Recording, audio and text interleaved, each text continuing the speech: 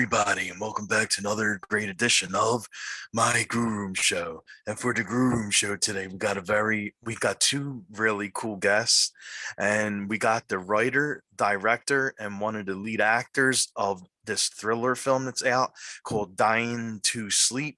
And I'm talking about Paris Dillon. He's the guy who created the movie. And I'm also going to have one of the stars of the show besides him that will be coming on my show a little bit later on. So first I'll be interviewing Paris, then later on in the interview, Victoria Baldesarra will be coming on, and she'll be talking about the film too. And I am Rocco Cross. I am the host at Stutters. I am the host of the Grue Rume. And my interview with Paris and Victoria from Dying to Sleep will be coming up very soon. This is my Grue Rume, and as always, welcome to my nightmare. Stay tuned. All right. Welcome to Grue, buddy, and thank you so much for taking time out of your night and coming on. No, thank you for having me. I really appreciate it. Oh yeah, definitely, of course. So like the first thing I want to start out asking you is before you got involved with directing and filmmaking, you started out acting, and I mean you still do it yet, but like what drew you to want to act? At the very beginning, at the dawn of time, we're going way back. I love it. That's a good question. Well, I always had the performance bug about me. Okay. And in college, I would write and perform in these sketches that other students would be involved in, and we would, be in these sketch competitions. So it kind of, I always had that, a little bit of that in the back of my mind, this performance acting thing. And I happened to end up in Southern California, and I was like, oh, I'm here. I should try this acting thing. If I'll regret it for the rest of my life if I don't. Quit and moved to Hollywood, didn't know anybody, and tried to hit the ground running. Wow, okay. That is definitely taking a chance there, right? You're telling me, man. I burned my boats, as they say. Yeah, definitely. And I saw like you were actually in a couple music videos for one of the biggest stars in the world right now, Taylor Swift. So Taylor Swift, I actually met Taylor Swift before I was an actor. Oh, really? She was filming the music video "You Belong With Me," the big one where Kanye took the mic, the one that like set her off. I happened to be living in Nashville at the time, and she was filming that music video 3 doors up. Really? So I was with my uncle, and we went to check it out and met her and her folks, and her dad took us on the tour bus, and Lucas Till, I think, was the actor, but this was before Hollywood was even a little figment of my imagination. So it was just cool to be around, and I kind of got to see, the behind the scenes. It was like the first time of like, okay, wow, there's a lot that goes into this. Holy cow. Oh, wow. Okay. So you were hanging around with Taylor before she became this big megastar, huh? That's right. That's what we'll say. We'll say I knew her. We were close. We were like this. But no, yeah, I did get to see her kind of blossom and blow up right before my eyes, which was kind of cool. Yeah, exactly. I mean, heck, anytime the tickets are going for $1,000 a piece, you're doing something right. I mean, she puts on a show, so I guess it's worth it. Yeah, definitely. And now fast forward to your current stuff. Like you just made a movie, Dying to Sleep, and what inspired you to want to make the film? And from what I heard, like it's based on Charles Dickens, right? Yeah, over the last, 10 years, 12 years that I've been in the industry, there's always 20 or so projects in development. So I've always been trying to get things going, and, you get inspired, you get with the right group of people, you have an idea that's inspiring, something sparks you to want to try to get something going, and usually it doesn't. This one happened to go. This was an idea that was the right people. We got some money, and the inspiration of wanting to do a project like this was just, it was one of the 20 or so that was in development. But this specifically came from, a Charles Dickens short mystery, which sparked the outline, which sparked the script. Oh, wow, that's awesome. Okay. I have to look more into his work. Like, of course I know what Scrooge is, but like, other than that though, I'm not like I don't really know a lot of his stuff besides Scrooge. Yeah, me neither. It was, Tale of Two Cities and The Christmas Carol and like his big, Great Expectations hits that I had to read in college. But he wrote a ton. He was a very prolific writer, but it wasn't like I set out to want to adapt a Charles Dickens specific piece of work. Yeah. Actually, Sarah Liddy and I, the executive producer, the other producer on Dying to Sleep, we were scouring the internet for public domain stories. Really? And we did that because we knew we weren't going to have a big A-lister. We knew we weren't going to have some, Teenage Mutant Ninja Turtle IP that was going to sell tickets. We knew we didn't have that. So we had to grab something that might be recognizable to the audience. So I wanted to be able to put Charles Dickens on the poster so that there's something that an audience can attach themselves with, and hopefully, maybe they'll press play when they see his name. They'll be like, okay, let's see what they did with this. Oh, okay, that's smart. I like that. That was the idea.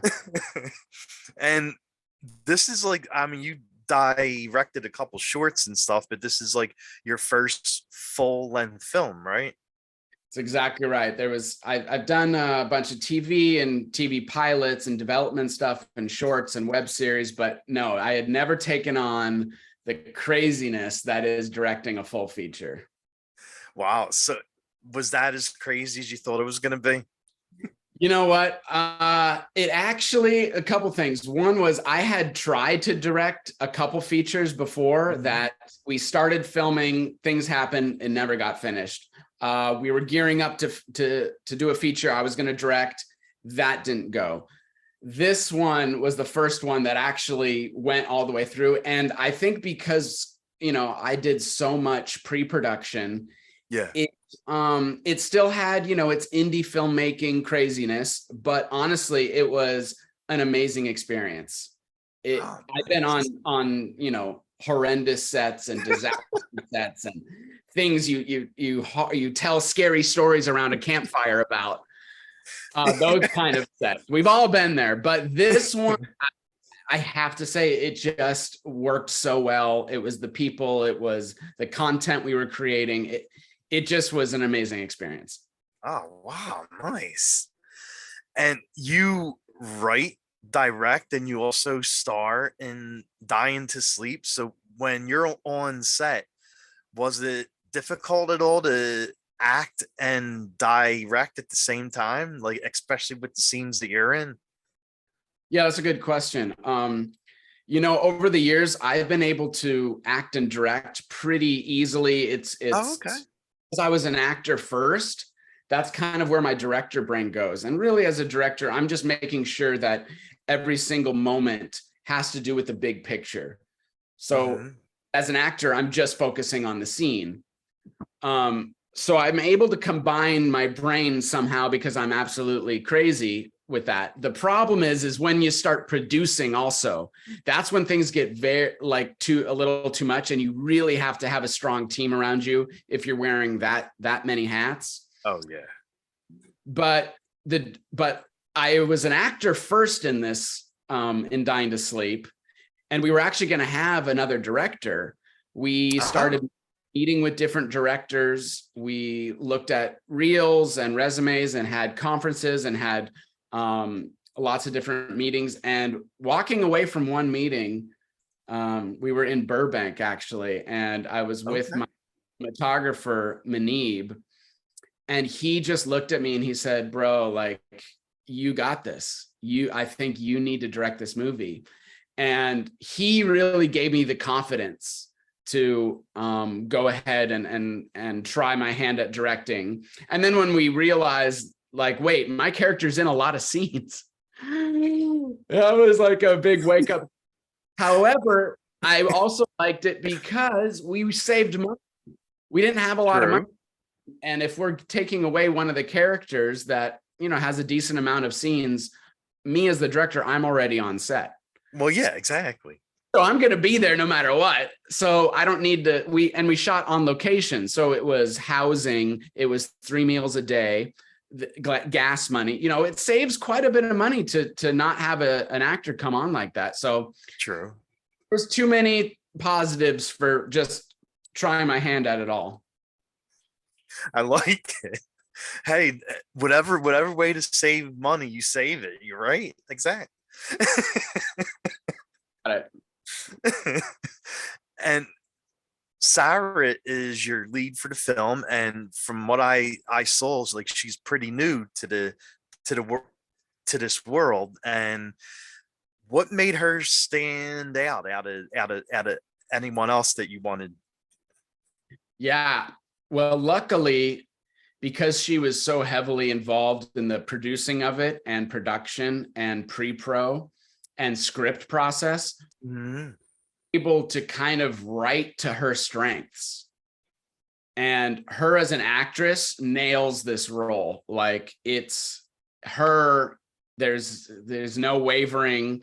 And we were lucky in that we catered the character to kind of her strong suits, and she was able to pull out an amazing performance for that lead character, because it's heavy, it's a heavy role. Oh, definitely. Yeah. Like, there's so many different things going on in that movie. Like, it's not only one thing, it's a whole bunch of things being thrown at you when you're watching it, and it's amazing. Appreciate that. Yeah, that you're so right about that. A lot going on. Yeah, definitely. And so how did you wind up getting, like, you got like pretty huge names, like you got Eric, who's a huge name, and Dave, who's big in the horror world. Like how did you wind up getting to both of them? Again, this is chalked up to me being an old barnacle in Hollywood for so long. I'm a seasoned vet now, so I'm able to call on favors. And I've known Eric. My first feature film I ever did was with Eric, called Sinkhole. Oh, okay. It is what it sounds like. It's one of those straight to DVD, Walmart, Best Buy. It was on the Sci-Fi Channel. Crazy experience, but Eric was in that movie, and that way back then. And actually, his wife became my acting manager. Why?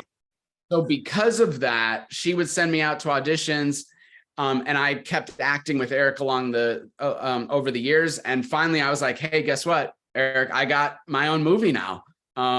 Would you do me a solid and drive up to Solvang, drive a couple hours north of LA, and come do this for me?" And then Dave Sheridan was another thing. It's a friend of a friend. Okay. He was in a pilot series that turned into a feature. We don't know what it was, but it got shipped out to Quibi. I don't know if you remember Quibi, that platform. Yeah. Around pandemic times, but that was called Tiger Dick with Andy Dick.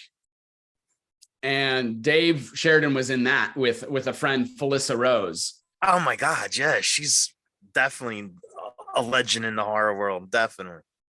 She's great. She almost came to set because Dave and her are great friends, and she almost came to the Dying to Sleep set.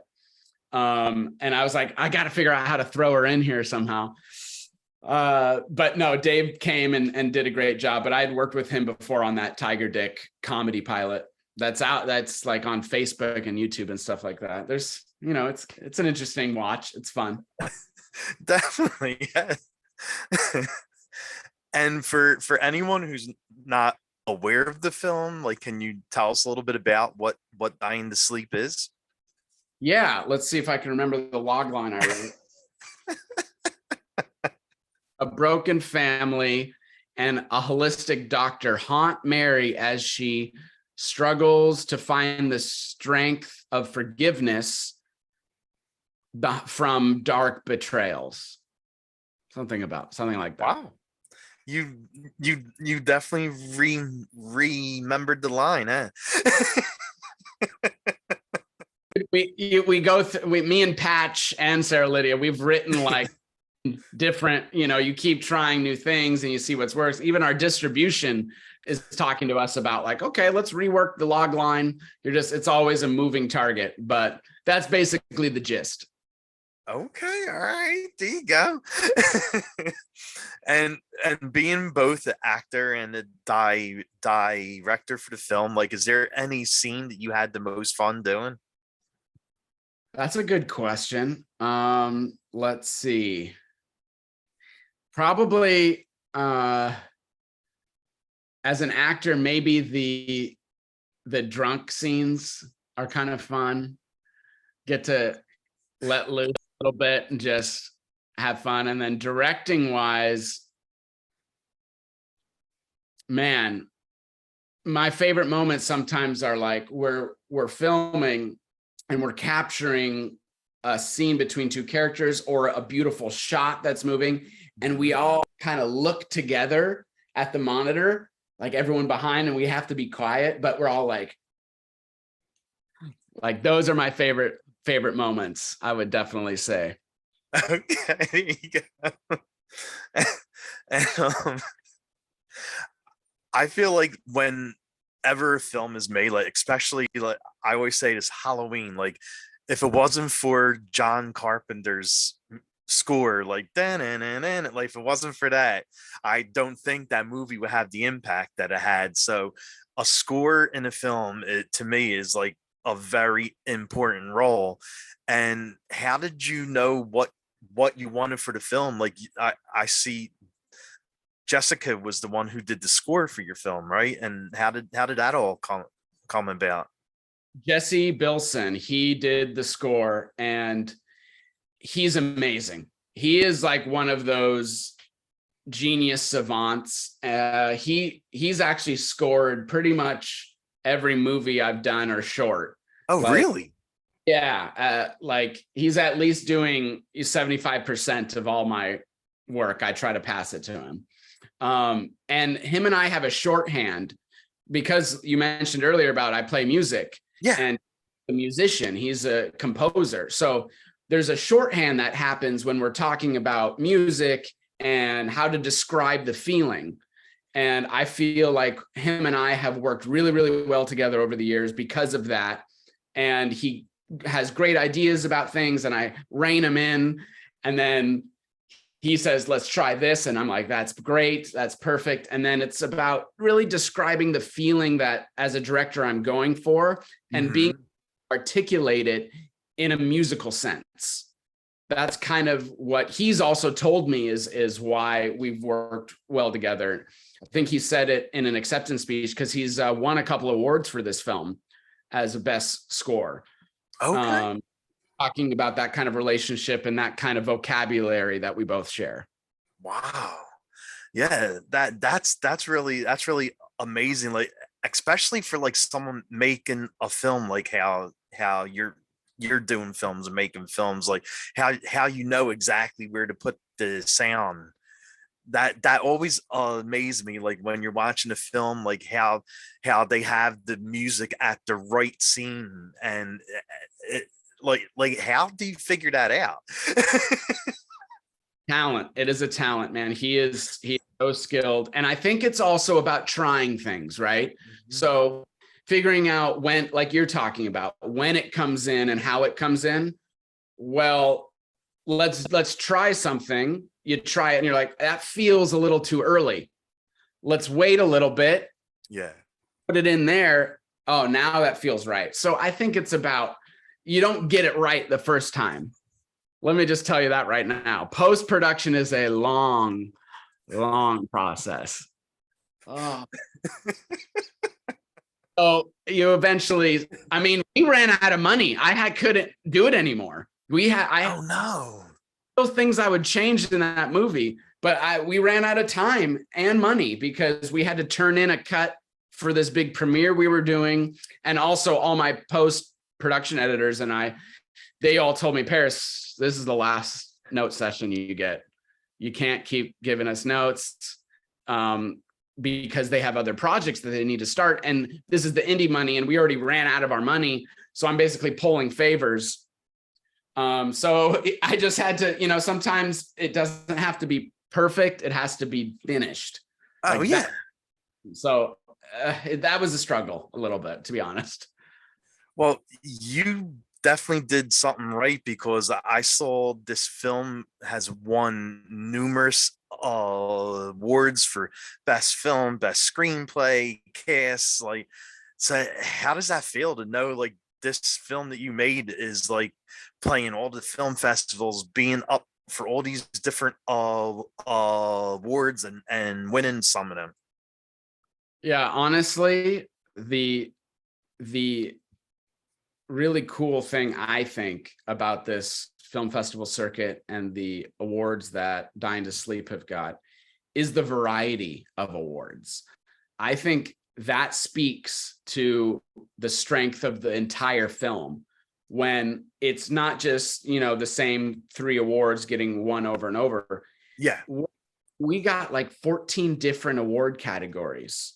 Wow. That is amazing. Like you said, screenplay, there was like 5 different actors that each picked thing. The score, production design, screenplay, directing, best picture overall. Like, I think that is what I'm most proud of, is the fact that we've spread all these awards across so many different categories. It speaks to the strength of the film.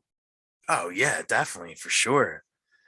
And like this film deals a lot with the lead having nightmares. So I wanted to ask you, what's the scariest nightmare that you ever had? That's a good question. The scariest nightmare. I do a lot of the ones where I'm falling and I hit the ground and it wakes me up. That stuff scares the bejesus out of me. And then there's probably been some sinister ones, but honestly, I guess I'm fortunate. I don't have too many. I better knock on some wood because I know what's going to happen tonight. Thanks for bringing it up. I'm sorry. And, but was there any funny or cool stories from the set while you were filming? I mean, I know being an actor and a director, you didn't have a lot of time that. Yeah, there wasn't a lot of bloopers. Like we didn't get to do a lot of, like you see behind comedy movies where it's like, well, it's like, because we had to move on to the next scene, you're just kind of moving 100%. But I mean, there's been so many great things about set, because I think we captured lightning in a bottle there with the group, the family that we kind of created. 2 weeks of hard work, you're working 12-hour days, you really get to, and you're doing a creative endeavor, and everyone has creative opinions because that's why they're hired. So that's why films can be so difficult sometimes with all these different mixing personalities. But we got so lucky. Like this, I'm telling you, I've been on a lot of sets, and this has been my favorite. And one of the most proud things I am is that I still get texts from the cast saying, I wish I was on Dying to Sleep film. Oh my God, really? I'm missing that set, or I'm on this horrible TV show right now, and I wish this was Dying to Sleep. Like that part to me feels so good. This is a little thank you that I got from all the crew. Oh my God, that's a lot of people. Talking about their time on set, and it just makes me so proud. And I think like that's a success right there, Oh, yeah. Wow. Okay. And what's good about this film? Like it hits, like it deals with a lot of different kind of issues, from mental illness, L LGBTQ, holistic medicine, and like having nightmares and a whole bunch of other stuff. Like, did you must have did like a lot of research for this, like on all the different issues. 100%. That was a lot. Because I had to know what I was talking about. Because, like I said earlier, I mean, I wasn't well versed in some things, especially like the old versus new medicine commentary. And I had to really do research on what does holistic medicine really look like, and what would a doctor really prescribe holistically, natural medicines, what herbs, what plants would actually work to help, and what could you absorb to kind of help you with your mental illness. And then also Sarah Lydia knows a lot about the mental illness community. We were able to collaborate on that, and little moments throughout the film that maybe most people don't notice, but things that someone struggling with mental illness might deal with.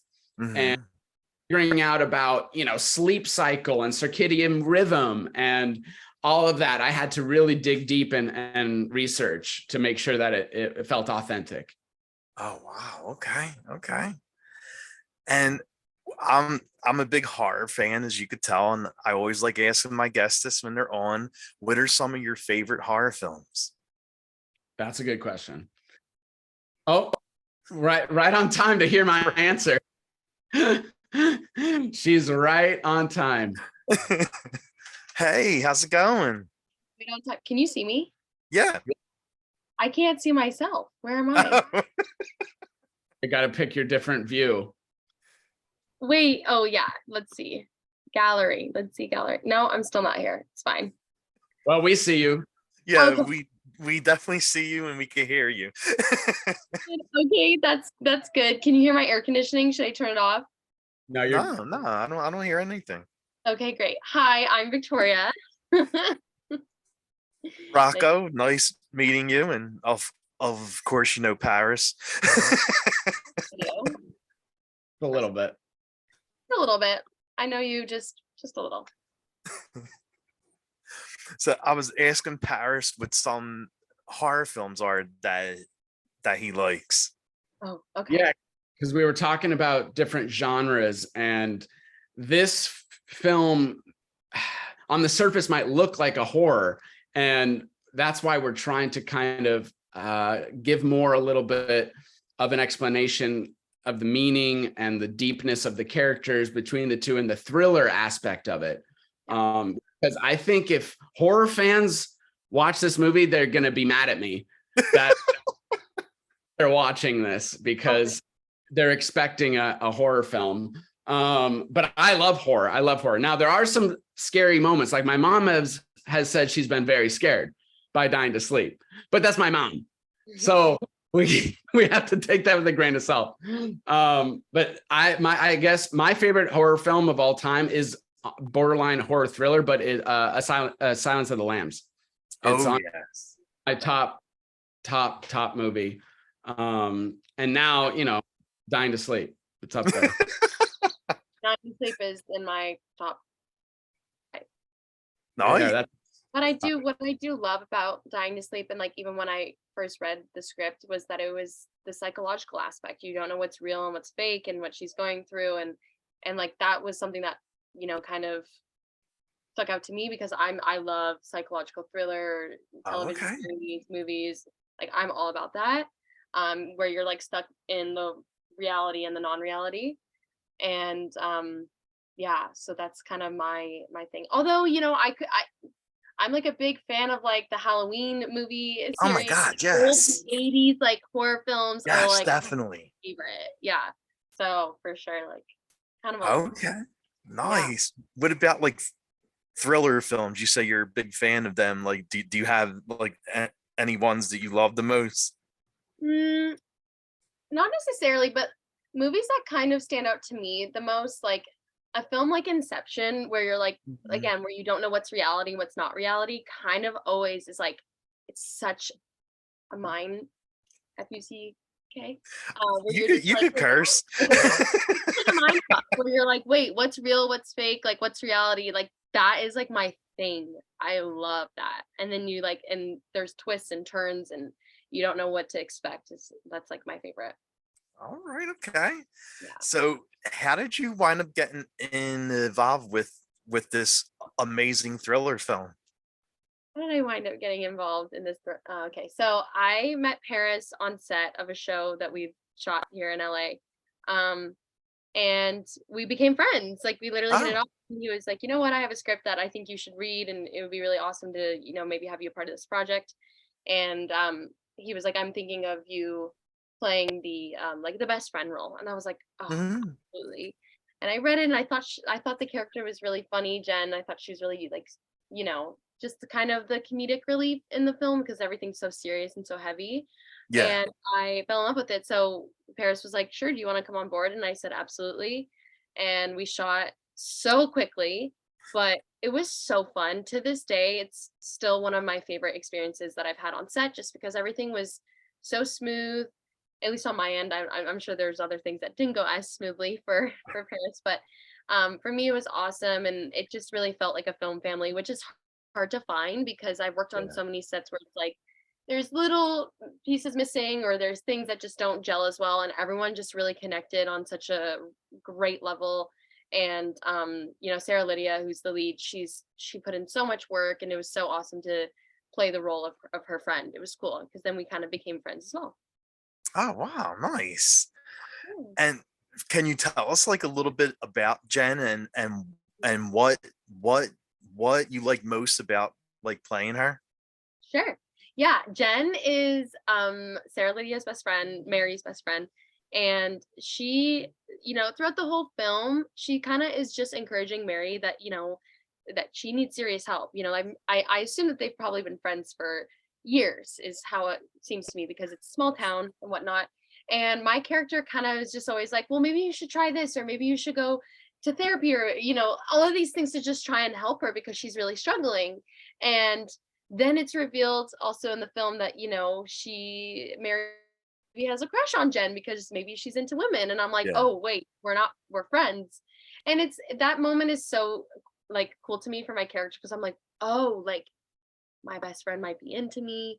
So there's all Yes. these little moments with my character that I discovered while playing her that was fun. But for the most part, it was just really fun to play a character that was so encouraging and just more lighthearted.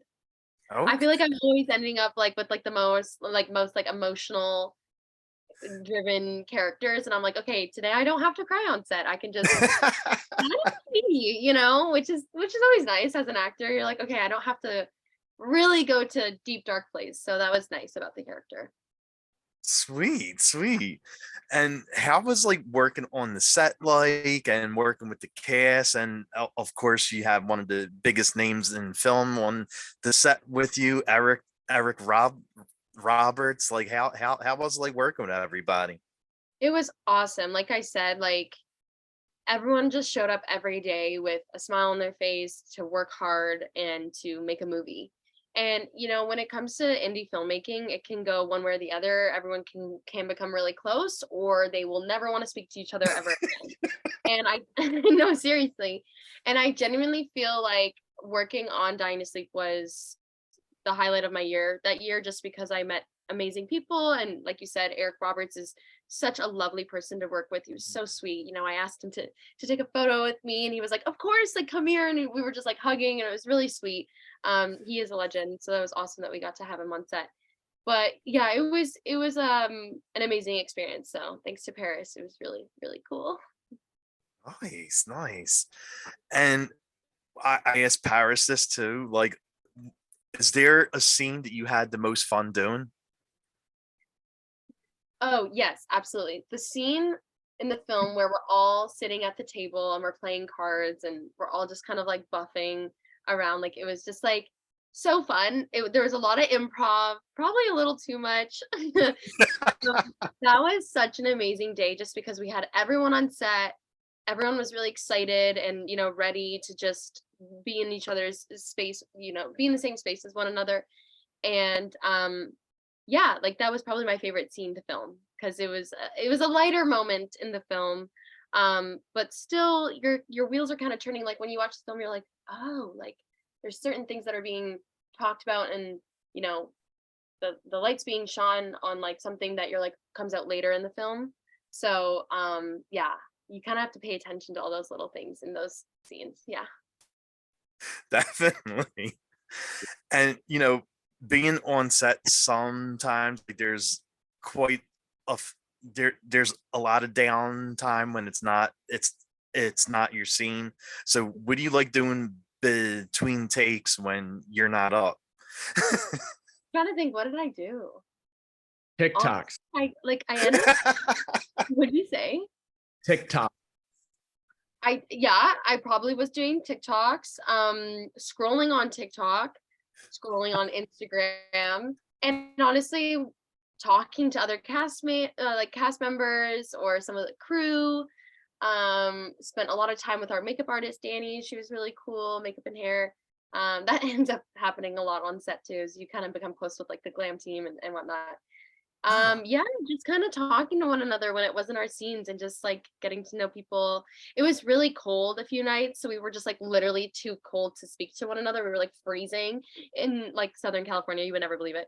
But yeah.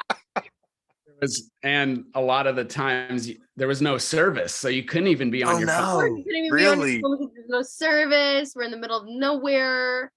You had What? So I ended up just watching a lot of the process and filming, which is always so fun for me. But yeah, I ended up just kind of like watching Paris do his thing and our DP and whatnot, and that was awesome. So I wish I had like headsets to hear all the audio, but it's okay. I Mhm. could hear it. It's not too far. Yeah. I was in Video And Village, just like and how do you feel about how much love this film is getting? Like it's playing the film fest and won so many different awards. Like it's getting a lot of love from the fans. And how do you feel about all the hard work you put in it? honestly, it feels awesome. I'm so proud of everyone that's involved. And any type of recognition for anything you do in this industry is so awesome. So the fact that I've even received any awards or, the team has received awards is so awesome because you put in so much work for like only like a small percentage amount of people to see. So it just feels really nice to be recognized and to, have our film in front of different sets of eyes and just really, you know, put out the work that we've all put in. I mean, I'm a small part of it, but so many people have worked so hard on this film. So it's awesome that it's being recognized and looked at. And that's the main thing that we can, say thank you for and like achieve in this industry. So it's awesome. It's a great feeling. And honestly, when I first read the script, I was like, oh, I really, really love this script. It's going to do well, I think, but you never know. And it actually is, so it's just really cool to see how it's all unraveled in the last like year and a half of us all working together. And I'm just hoping that hopefully opens more doors and opportunities for all of us. Definitely, yes. And I this is a question I also asked Paris, and I'm gonna ask you. The film deals a lot with nightmares. And what was the scariest one you ever had? Scariest nightmare you ever had? In real life? Yes. Oh my God, in real life. I've had a few that were very scary. Um, this is really deep and dark. I had a nightmare that I got into a car accident, like really Oh bad. no. But I was still alive, obviously. But then it was like I couldn't get out of the car. It was really bad. It was really scary. And then I woke up like sweating, being like, okay, I'm not in a car. I'm in my Yeah. bed. But it's kind of similar to the film where there's, the nightmare part of it where she gets into a car accident, she thinks she hit someone. In my nightmare, it was like I didn't hit anyone, but I was still in the car and I was trapped. And Oh then it wow. was like I tried to get out of the car and I couldn't. That's probably like one of the scariest nightmares I've had. Kind of Ooh. true to the film, which is crazy. Yeah, exactly. Wow. Okay. And this this is for the both of you. Like this has nothing to do with the film. Like if you two were gonna do a karaoke song, what would it be? Have we done karaoke before together? Well, if we did, it was A Whole New World, because that's a duet. And I'll be Aladdin, obviously. Called New world. Jasmine. Of course. Actually, I'd love that. Hold your Yeah. breath, it gets better. Whoa, that was pretty good. Wow. Okay. You know, I could just like sit here and listen to you two sing. Yeah, probably. That's a good one. Any show tune, I'm up for it. It's not going to sound good, but I'll try. Yeah, I'd be down for that. What's another like guy girl duet karaoke song? The Grease, Summer Lovin'. Oh, that is my jam. Summer loving, have me a blast. Summer Lovin' happens so fast. God, Boy, cute as can be.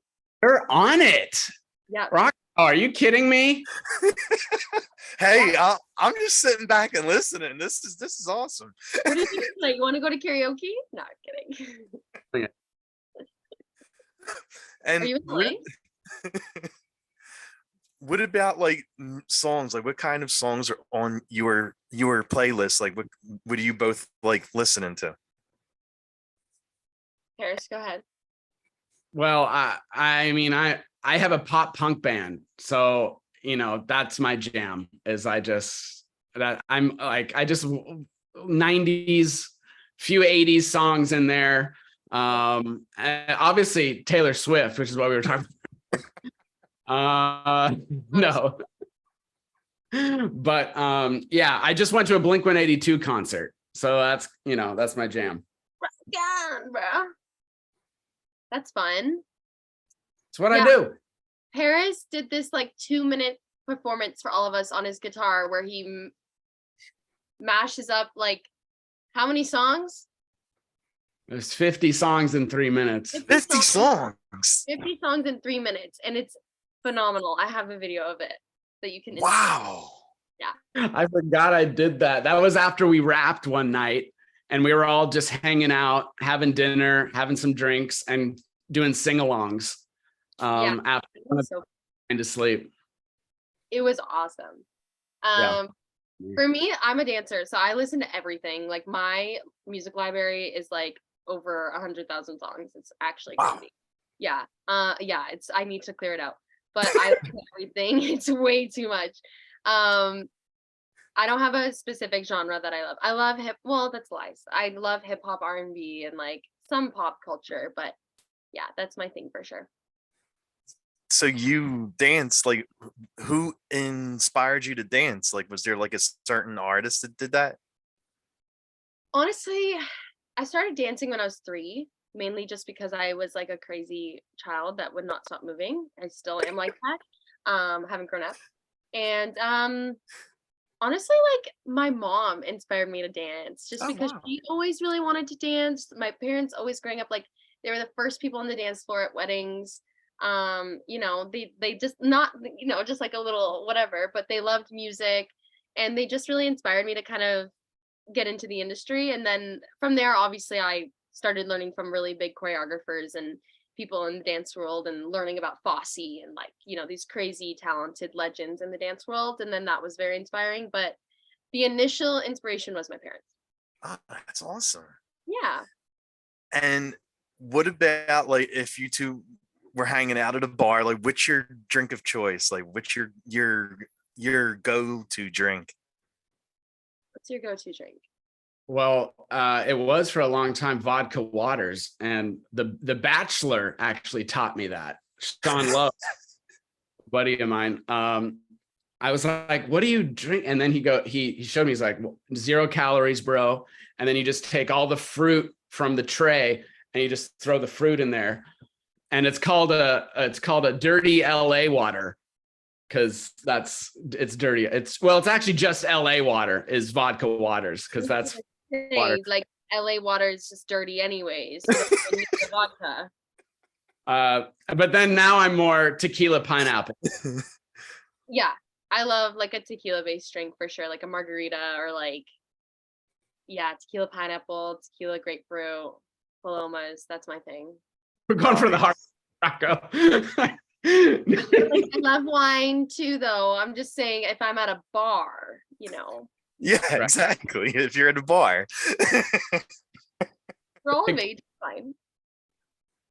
I'm more of a Jack and Coke kind of person. I got that energy. I was like, he's gonna say whiskey. Bourbon. And well, is there anything else that you want to like push? I mean, I know dying to sleep is out. Do you both have something else too that you're working on that you want to promote? Or Vic? I don't currently. We're currently in a strike right now, which is well, crazy. yeah. Yeah.